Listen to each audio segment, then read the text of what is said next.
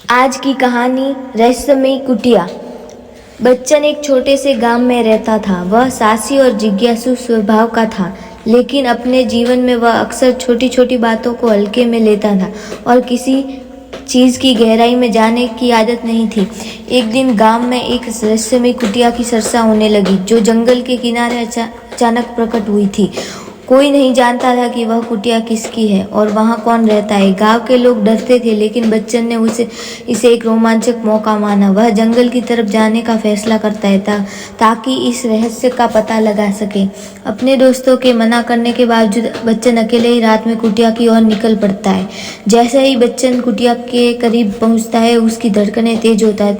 कुटिया से हल्की हल्की रोशनी चमककर बाहर आ रही थी। उसने सोचा, कौन हो सकता है इस इतनी अजीब जगह पर। वह धीरे धीरे कुटिया का दरवाज़ा खोलता है। अंदर धूप अंधेरा था, खूब केवल एक छोटा सा दीपक जल रहा था। अचानक एक बूढ़ा आदमी सामने आया और बोला, तुम्हारा इंतजार था बच्चन। बच्चन चौंक गया। आप मुझे कैसे जानते हैं? वह डर और उत्सुकता के बीच झूलता हुआ बूढ़े आदमी की तरफ देखता रहा।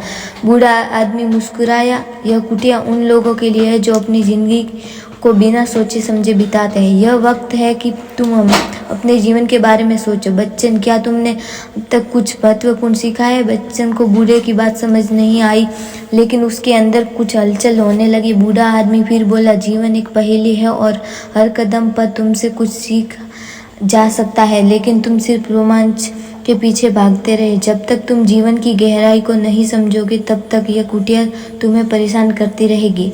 बच्चन को उस दिन जीवन का असली अर्थ समझ में आया। वह कुटिया से बाहर निकला, मन में बदलाव का वादा लेकर। उसने जाना कि जीवन में सिर्फ बाहरी रोमांच ही नहीं बल्कि आंतरिक समझ भी जरूरी है। सीख जीवन के हर रहस्य के पीछे एक गहरी सीख छिपी होती है, जिसे समझने के लिए धैर्य और ज्ञान की आवश्यकता होती है।